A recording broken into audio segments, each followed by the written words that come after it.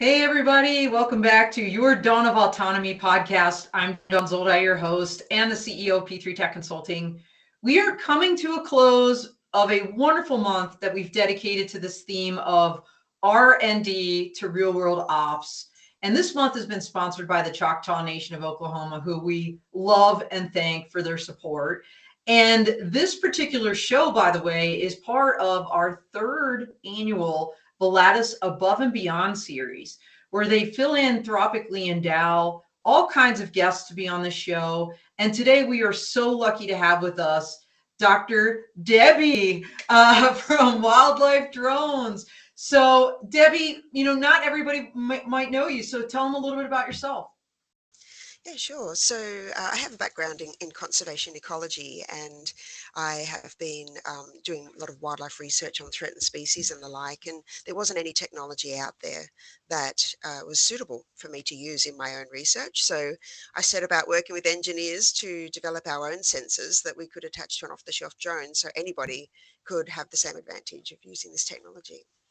And somewhere along the way, you became a drone pilot too. Yeah, that's Yeah, right.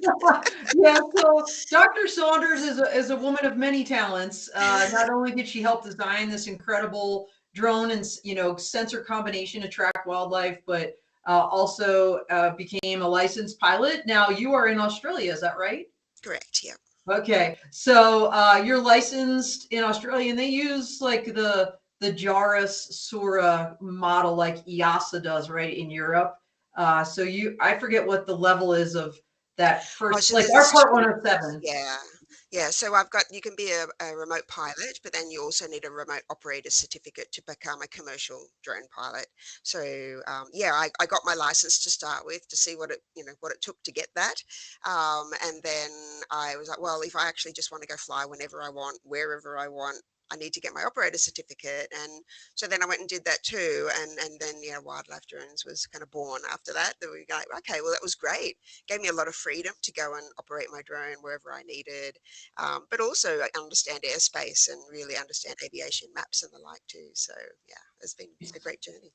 So somewhere along the way, also you decided that using a drone to track animals. I think, if I recall correctly, that it was a bird. A Yes. migratory bird was your first use case, shall we say?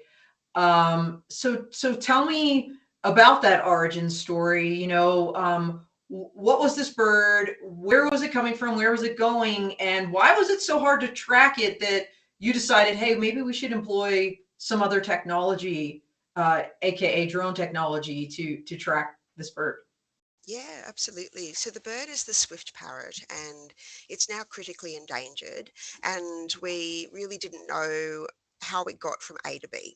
We knew that it migrated every year. So it breeds in Tasmania, right in the south of Australia, and it migrates north for the winter. Yeah, that's a bit of a brain twister for those in the US, but they do migrate north for the winter. And so we knew very little about how, well, we actually know almost nothing about how they get from one site to the other, and why they're so hard to track. One is they're small, and so you need to use a really tiny tag to be able to track them. The other thing is that unlike most of the migratory species in the US that we're very familiar with, where they have these beautiful systematic pathways over which they fly when they migrate. In Australia, we have like really extreme droughts and floods and what have you. So every single year, the birds are going to different places to find their food. And Oh, so you wow. can't just have a tower and expect the bird to fly past it and get that information, which is what happens for a lot of species in the US. And you get this amazing information on their movements. But for things that move in dynamic ways, where they used 2 to 3 different regions every single year, depending on where the nectar is flowing, because they forage on flowers, Okay. then there was no other way to dynamically move around the landscape at the scale at which the birds were moving. And so one of the things that typically is done when you're tracking a small animal with a radio tag is that people walk around with their arm in the air listening for one signal at a time, and each tag has a unique frequency. And the one thing you're trying to do is get to a high point so that you Right. can get direct line of sight with the tag. And it's like, well, often there's not a high point, or there's a massive mountain in the way, or what have you. Well, why don't we create a high point with a drone wherever we are, and it doesn't matter what landscape we're in, and Right. you can maneuver in places where you can't on the ground. And some of my colleagues had tagged this bird previously and tried to track it and never found it again. Like, they released it and it just flew across a landscape where they couldn't go. And so it was pointless, and you couldn't actually justify ethically tagging these birds, because there is a cost to that animal, and a stress to that animal catching and tagging. But if you can actually get insights on the species and help protect them, then you get some, that's worthwhile doing, and you make sure that that bird is okay.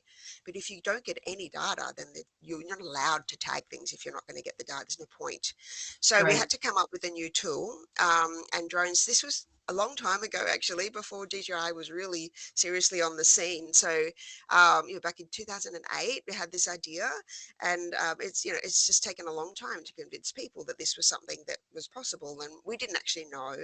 So we got some research funding eventually after years of trying, Wow. and demonstrated that yes, it actually is possible to do this from a drone. And that generated interest from like all around the world. And I was just doing it to solve my own research problem, and Right. I didn't realize that everyone else in the world wanted it as well. And so it's like, okay, well, I'll explore how we can do this, because the original technology was, it was a prototype. It was very much a research prototype. It was not something that anybody could use. It was lots of limitations, lots of things that just weren't really very helpful in terms of a tool for people. So Right. I then just decided to, change my job from studying birds to developing technology to help with conservation. And that's, yeah, where wildlife drones came alive. Well, we're going to dig deep into that technology, Debbie. But before we do, I want to step back and just so people understand the importance of, the why. In other words, why do you tag these birds? Why do you track them? What is the importance of that? Yeah, absolutely. So, in terms of managing wildlife as well as managing invasive species, one of the key things is to understand where they go and what they do and what they rely on. And so, if you don't know that, you can't effectively manage these things. So, if, for example, with an endangered species, if they are declining rapidly and you Right. don't understand what they're relying on, then there's no way you have a chance of doing anything effective for that species. On Okay. the opposite side of it, if you're an invasive species manager, so you're like the Department of Agriculture, for example, we do a lot of work in the invasive species space, impacting on crops, and damaging landscapes, for example, feral pigs, then you really need to understand how you can most effectively control them, because they are in abundance. And if you don't understand how you can do it effectively, you might be removing some of those species from the landscape, but never at scale, and never enough to reduce the impacts of those species on the landscapes and on the wildlife. And so that's two I guess perspectives on it. But also, as our climate is changing, what we are seeing is dramatic changes in how species use landscapes. And so, in terms of being able to adapt to climate change, the wildlife is actually moving already and responding to the changes in their ecosystems. And we can actually learn from them in terms of what they're needing to do. How is the climate actually shifting compared to the modeling that is done, or what have you? So I think as our world is changing really rapidly, in order to understand what are their requirements, how are invasive species going to get worse, or how are endangered species going to get more endangered, we can actually turn that around and tip it on its head and actually take control and being able to manage these things in a really dynamic way. That's amazing. Yeah, I guess that's the Swift parrot is a great example of, a dynamic species that is adjusting to the environment. And every time they migrate, they change their route to find the Yes. nectar. I mean, so I guess that's my question. You were talking about how, in the US and some other places, you just put some of these sensors on a tower, for example, and the birds, they're going to go and they're always going to fly by and you get that data. But a drone is also dynamic. So how do you know even where to put the drone up, if you will? If this Swift parrot, as an example, is changing, its route every year. Yeah, so the thing is, if you look at it over time, you can understand the range of options they have. And so if you can identify the areas where there is the flower in any one particular year, then you can Okay. go and be much more focused. For Okay. those species in the US, for example, that are doing really like tiny species doing big migrations, you can actually, oh, well, we've got some technology that we're working on to be able to work with the same tags that the towers are listening for. And so one of the issues is that with the towers, they detect when a bird is passing by, but it doesn't really pinpoint where that bird is. So if somebody needs to go and observe the animal or do some research on that animal and what it's doing, it doesn't give you that information. But if you could track the same tag with the drone, then you can actually get the big scale migration data from the towers and then use the drone to pinpoint where those animals are and actually look. They're not always within range of a tower. You can actually go Yeah. beyond the range of the tower. So it's actually really, it's a nice complementary sort of data sets at different scales. So looking at fine scale habitat use, you can use the drone to pinpoint things. But for really big movements across continents, then the towers provide a really nice sort of backbone and can also help to guide where you would be able to do the tracking on the ground with the drone. Wow, you're doing what in the wildlife world what people are thinking about in terms of like UAS traffic management. When I listen to you, I think, this sensor integration and fusion. I imagine that at some point you could inject artificial intelligence to also project where these tracks will be, or where the birds might go next, or even just to analyze the data on the back end. Are you employing AI as well? Not at this stage. I think that that's definitely part of the future, Yeah. along with more autonomous operations as well. And so Yeah. being able to, I've always had the vision since we started that this was one sensor among many that would go on one platform. And so that you can actually have, these landing stations where you can have the drone going off, collecting, might be collecting thermal imaging data of nocturnal animals at night. And then you put the radio tracking kit will go on and, go out and track the movements of individuals. And you might use visual sensors to collect data on habitat and ecosystems. And so, Here's some critters here we popped I up. just, all this stuff. And then, yeah, of course, AI is like a key part of all of that and being able to sync things in real time. And, it will just advance environmental management so much that they have this data collecting tool that enables people to do the more meaningful work, to actually go out and do the things that people need to do rather than spending all their time just trying to get the data, the base data. It can Yeah. really be a very complementary tool. Yeah. Well, I imagine there's some locations where humans just can't go anyway, right? So to have a drone or robot be able to do that, I want to break down some of this technology. We're talking about the sensor. I want to put that on pause for a second. First, I want to ask about the tag itself. Is this some kind of telemetry system? I mean, what are we talking about in terms of these chips? Are they chips? And they're, I guess, embedded underneath usually the Well, it surface or varies. Yeah. the Yes. berries. Okay. Yeah, it does. It depends on the species. So they're VHF radio tags, they're very high frequency radio tags. And there's Okay. a particular band of frequencies that is permitted in any particular place based on the radio communications legislation. So there's just a particular band. And the tags are really a battery and a tiny little chip with an antenna and that transmits a signal. And it's essentially going beep, beep, and you listen for it. Like that's it. It's Gotcha. pretty yeah, the tags themselves are not there's a whole range of satellite tags, GPS tags. The bigger the tag, the more sophisticated it can be. But Yeah. challenge is that the majority of the world's wildlife are too small for all of those sophisticated chips, the GPS and satellite tags. Right. 70% of our world's wildlife is too small to be using these types of tags. And so we know about the migrations of the big species, and the towers enable us to see migrations of smaller species, but we really, there's so many things that we know nothing about their movements, and they're all small. because they're hard. It's really Yeah, tricky. yeah. So typically, I mean, there's wildlife researchers from departments of the Fish and Wildlife, as I mentioned, the Department of Agriculture, all these different levels of government that are out there and are responsible for managing these species in the landscape. So they need to do this, and they, as I mentioned before, walking around with their arm in the air tracking. And with the drone technology, you can actually track up to 40 animals simultaneously. So immediately, that's like an order of magnitude more Whoa. in Yeah. terms of what Well, you can I mean, track. that's a great point because I imagine these birds, right? They fly. Do they fly as a flock? Is that the right terminology? Yeah. Um, they fly together when they migrate. Yeah, and so it's using really basic technology in terms of the tags, but actually it is the most long-lasting and robust technology as well, most reliable.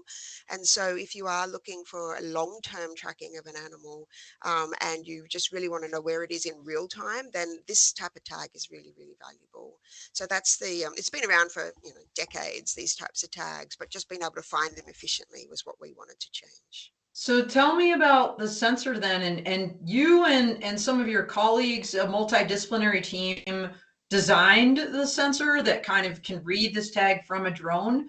Can you tell us a little bit about that? Yeah, sure. So essentially what we've built is a radio telemetry sensor. So rather than most sensors in the drone world, we're actually listening for the signals, and we're direction finding on where that signal is coming from, and then pinpointing where the animal is actually located. And this can be done without going anywhere near the animal. So depending on the size of the tag, we can pick up that signal from a distance, and that means that we can actually make sure that we're observing natural behavior and not flying overhead like you have to when you're getting visual data on things. We can Right. really do it from a distance. So we have tiny tags, for example, like for tracking bats or even hornets in the US, invasive. Hornets? Yeah, yeah, up in Wait, Washington State. how small is this? I mean, is it It's smaller like than like my pinky nail? yeah, it's like a grain of rice kind of size Oh my tag. gosh. And I mean, yeah, it is tiny, so its range is not very big, but it enables you to track these things. In Washington State, these hornets are coming down from Canada, Hmm. and it's a threat to food security in the US because they attacked honeybee hives. They will destroy the hives, Oh which is wow. really, really bad in many ways. And so, we could track this tiny thing, The which could have a Canadian invasion.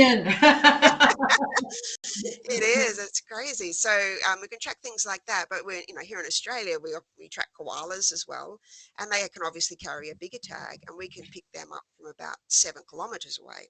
And so Okay. you just don't even need to get close. So there's that combination. So we're listening for the tags, we're picking up the signals on the drone, and processing the data on the drone, some initial processing, sending that back to a base station laptop, and that data is processed in real time and mapped. And so people on the ground can be able to find where that animal is if they need to, or just be able to map it out and see exactly where that animal is right now so that they can adjust their management or their observations accordingly. Okay, And so so, here we yeah, have a whole system going on. Tell us what we're seeing here. yes. Yeah, and so here we have the Free Fly Systems Astro. Now, this is a US made drone that's built up in Washington State, and attached to it we have a Dragonfly radio receiver. So there's a small green attachment underneath the drone that clips into the gimbal mount.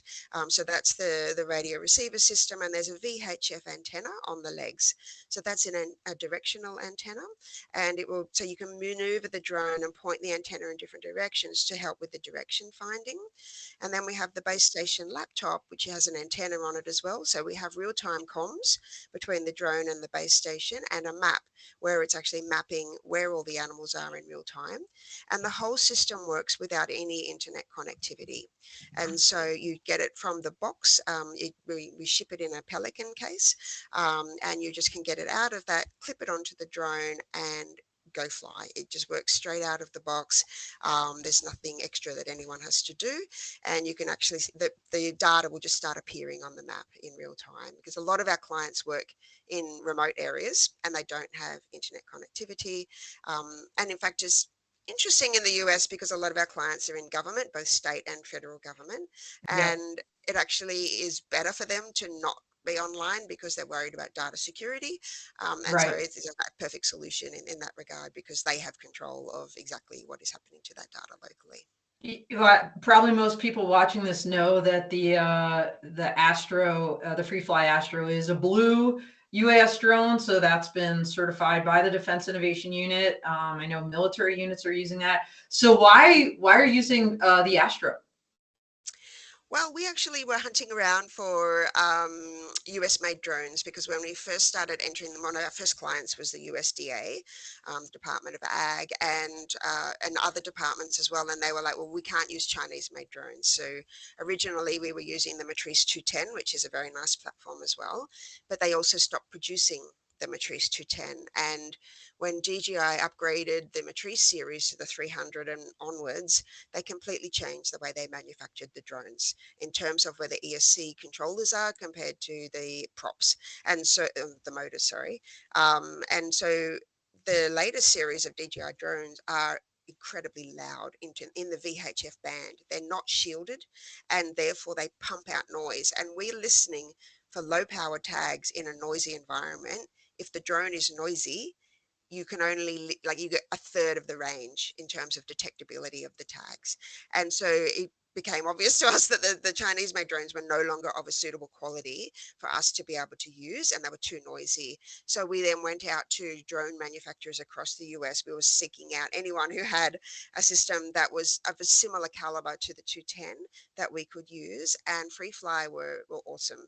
They were like, they helped us with some R&D early on, and they did some initial testing. They even took it out and flew it for us, and they were incredibly helpful. And and then we ended up purchasing one and just doing the final bits to tweak things to optimize them. And now we're partners with them, and it's been really fantastic to have somebody locally over there to provide the drone side of it, and then we provide the sensor. And so now we can actually provide a complete package to anybody if they want to take to the skies with our system. Now you named, first of all, your logo has a dragonfly, and you named your sensor the dragonfly. I want to hear that story. Why the dragonfly? So the dragonfly, I guess, symbolizes the small aspect of what we do. So there are many large animals in the world that are tracked, and we can also track them. Of course, they all tend to have a VHF radio signal, even with the satellite or GPS tag. But what we specialize in is tracking small things, and a capability that no one else has in the world. And so this is the first of its kind. It's still the only real commercial product out there on the market. And so we really wanted to emphasize that. In our logo, there's a whole bunch of actually different symbolization in there. I'm looking at it right now. It's the bottom of the Yeah. screen. So that you've got the lines on the wings, which is like the radio signal that is radiating Oh, out. And then on the body, you've got all the segments which represent the dots on the map and the localizing. So this one little dragonfly has all of the elements of what we do embedded in it. So it's been quite fun actually playing with that. We were trying to come up with a name for our latest system, and we had all sorts of names out there, but the one that just resonated with everyone in the team was just like, it's just the dragonfly, it's the thing. So yeah. that's No, how that that came. that makes sense, and not to be confused with the Canadian company Dragonfly with an AN, not an ON. But yeah, that's awesome. I love that story. Thank you for sharing that. Now, people all over the world, like you said, are seeking you out. They did from the beginning. Once you got this thing going, I mean, you're the perfect person to end this month of R&D to real world ops, because that has absolutely been your journey.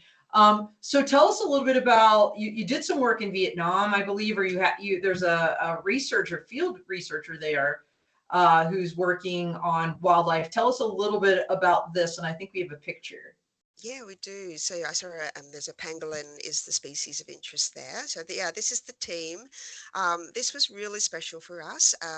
They work in really dense tropical forests in really remote areas. There's no like one access road into massive area, and these people are remarkable. They are from Save Vietnam's Wildlife, and they rescue wildlife from the black medicine market and rehabilitate them and release them back into the wild.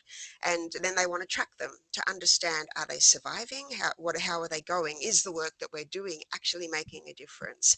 And they needed to demonstrate that to the people who donate for their work to be done. And so when they were trying to track animals one at a time, they would have a team of like 3 or 4 people out there trying to track one animal, and they could be out there for 3 weeks and actually not even find it.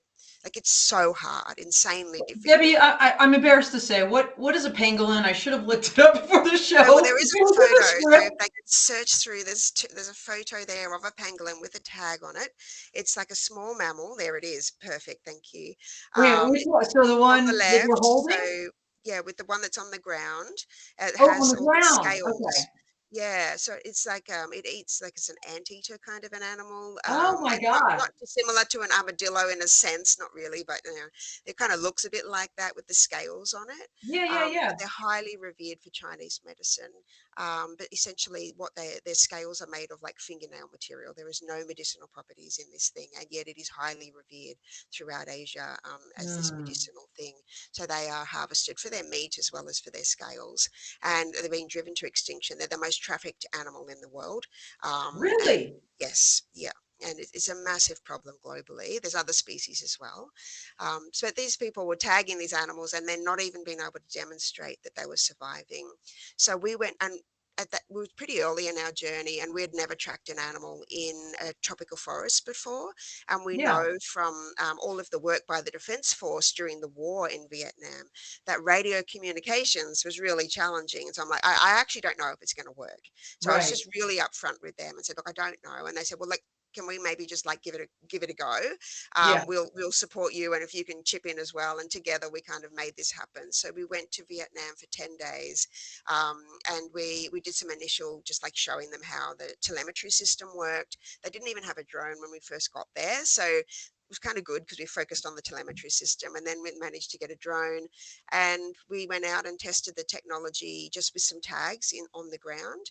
And they were like, wow, okay, that worked brilliantly. So we then went and got some animals that were ready for release, and we tagged them and we took them out into the wilds of Vietnam and released them. We released 3 animals, and we could track all of them. And you can see why it was hard, because the 3 of them all went in different directions, Oh over wow. massive ridges, into gullies, like in different directions.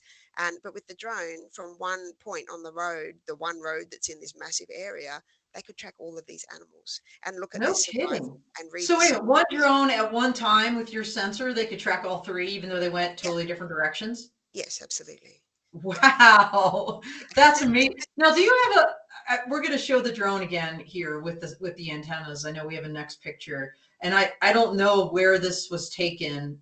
This is in Where we Canberra where we do our normal flying every week. Yeah. Okay, okay. Now, as this thing is tracking an animal or multiple animals, what is do you have a software, something that like is showing? Yeah, it's just so interesting to me, Debbie, because for example, in the oil and gas industry, there's very specific things they're looking for, right? When they're doing inspections of pipelines or whatever. I imagine there's like an equivalent parallel world for you in this conservation, right? This animal conservation arena. Yeah. So, well, like, what is your screen like? What are you just seeing the dots, or like, what are you seeing on the screen? So yeah, so there's a map basically. There's a massive map, Okay. and you can see the drone on the map. You can see everywhere that it's flying, and it leaves a trail of dots wherever it goes. And it will Mhm. actually, those dots will light up as soon as they detect a signal. You can click on that dot and see all the tags that were detected at that point in time at that location.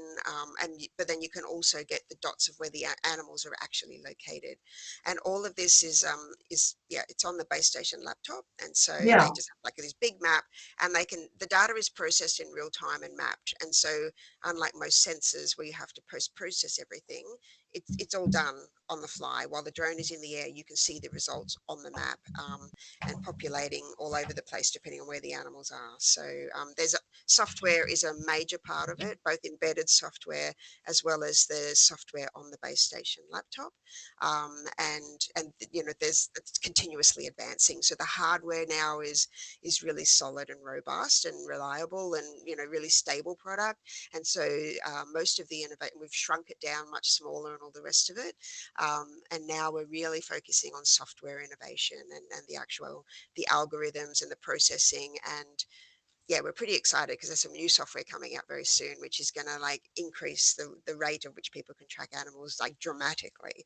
So yeah. You heard it here, everybody. You heard it first. That's Yeah. so cool. So I mean, that presumes that what you're seeing on the screen is preserved in some way for post, event analysis. Yeah. So it's collected and processed in real time, but you can always pull that data up and interact with it. And you can also, all the data is available in CSV format. And so for people who want to do statistical analyses, who want to do GIS mapping in different software, you can just directly import it into any other software that you need to actually work with the data. That's amazing. Now, these dots, when they light up, like, it tracks the drone, you see the track of the drone, and then it lights up where there's a tag that the drone is identified in a specific area. When you click on that, is the tag information like hyper specific? In other words, there's like a serial number or like oh God, I'll use the FAA's words for a remote ID. Is it like a digital license plate on an animal? Yes. Yeah, Oh, absolutely. So, okay.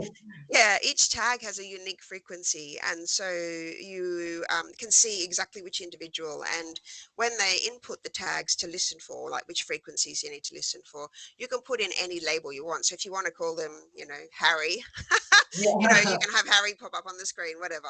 However you refer to that tag, but the one critical thing is that we put in the frequency so we know where to listen for that particular tag. But you not only get like which animal it is, you also get what is the pulse rate of the tag, because the rate at which the tag is doing the bipping will Yeah. indicate whether it might be dead or alive. So there's a kind of mortality signal in some of these tags, and we can read that.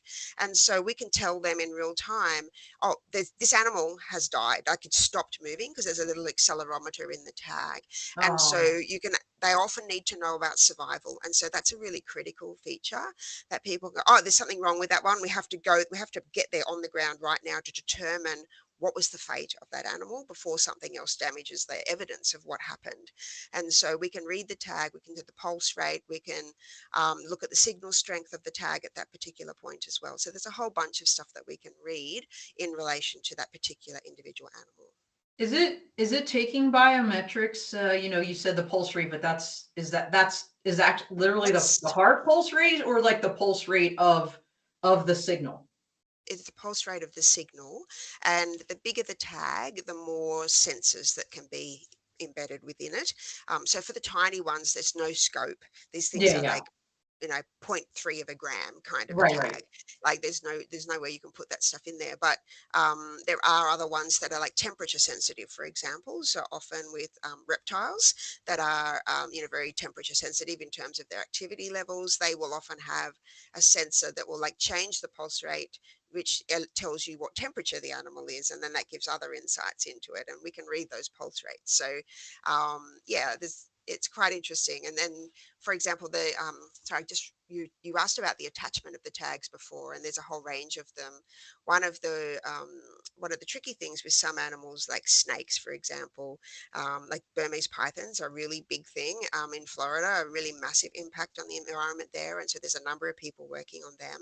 And in that case, you can't attach a tag to the outside of a snake, right? So you have to embed it under the skin. But for other animals, it might be a collar, or it might be glued onto the back, or it might be taped onto the feathers, or it might have a harness. It just really depends on the species. But yeah, you can find a tag to go on just about anything, really. That's amazing. I mean, I'm dating myself here, but it just reminds me of MacGyver. We're just going to duct tape this thing and it's going to be fine. I Sometimes mean, that is what it takes. yeah, That's what I did for the Swift Parrot. I used it's, like a very it, special type of duct tape.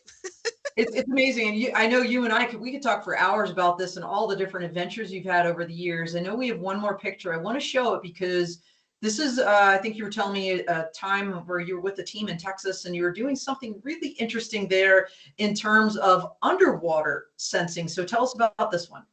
Yeah. This was fantastic. Last year we were in Texas, traveling around for a couple of weeks, and we were invited by the Fort Worth Nature Center to come and do a demonstration there. They pulled together a huge group of people to come along, and they've got alligators there, and they really wanted to be able to track their movements, and they know that there's some nesting sites, so we went out with their team and we put like tags into, like actually put it into an old nest, like buried it like where the eggs would be buried, for example.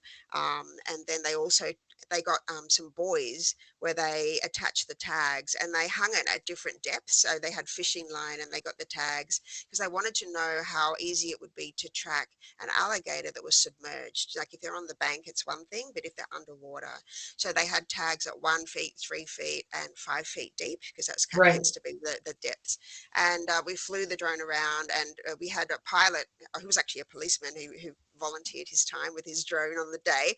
So he and I knew nothing about where this tag was, but I'm like, okay, just fly the drone out over the wetland, right. and we'll see if we can find it. And then we found it and we pinpointed it, and I said, is this where it is? And they go, that's exactly where it is. So that was pretty exciting, to be able to track not only above the ground but also in the water, and we can also track tags that are underground in burrows as well. Well, what is the challenge in tracking underwater? I imagine. I mean, I've been the Geo Week multiple times, and you have these sonar type sensors that they're using because signals don't like really penetrate water very well. Is that why?